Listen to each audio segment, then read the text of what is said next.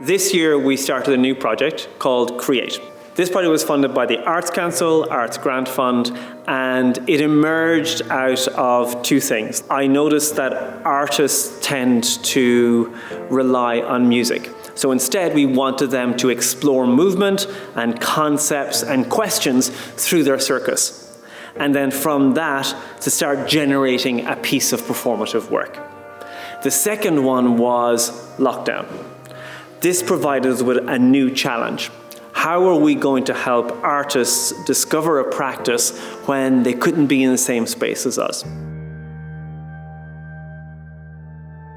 Phase 1 lasted for 1 month, and that was in June, where we invited the 24 participating artists to meet us on Zoom every week for 3 hours. In that 3 hours, we explored what it means to be an artist, what it means to undertake artistic research through circus, and gave them strategies and documentation methods so they could document what they were learning as they went along.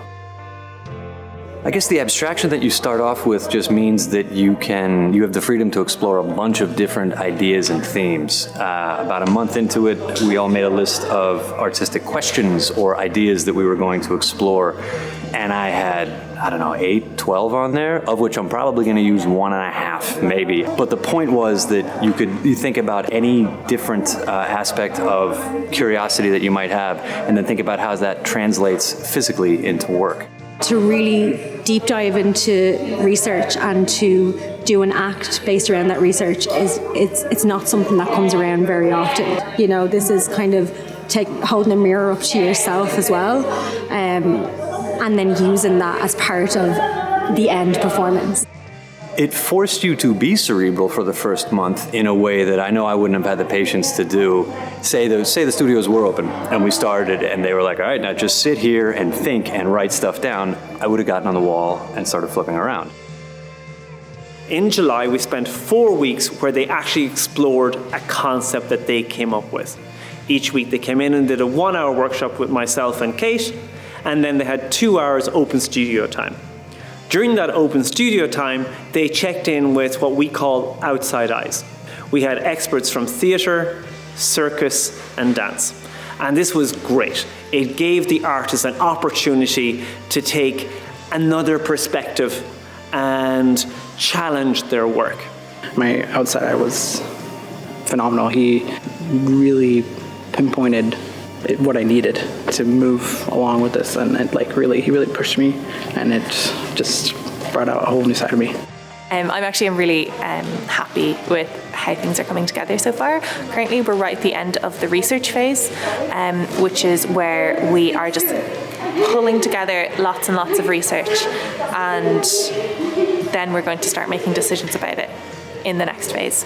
I just got off a call with my mentor, so I'm buzzing, I'm delighted.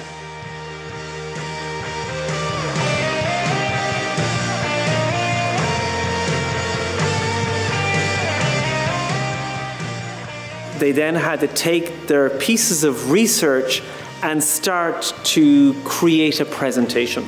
We drew a distinction between presentation and an act. We wanted them to let go and throw away the act concept and just consider how they could present their research.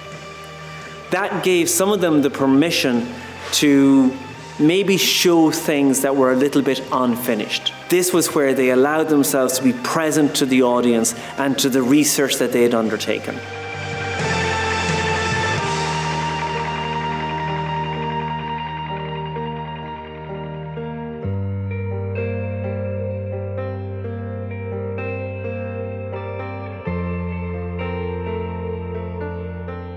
I think a big thing for me was letting go of how the audience will perceive me or how the audience will perceive my piece, my choreo, letting go of all of that anxiety and then just focusing on, does my piece have intention? Does each move have intent? Am I actually expressing what I want to express?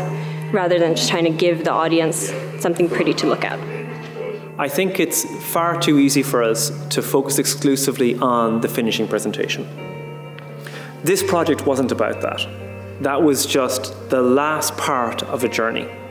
What's really important is to remember the 2 and a half to 3 months that they took in developing that presentation.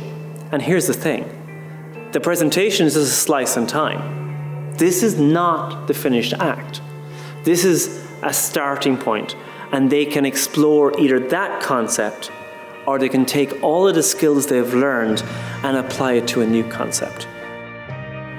The project wasn't about making an act. It wasn't even about making art as such.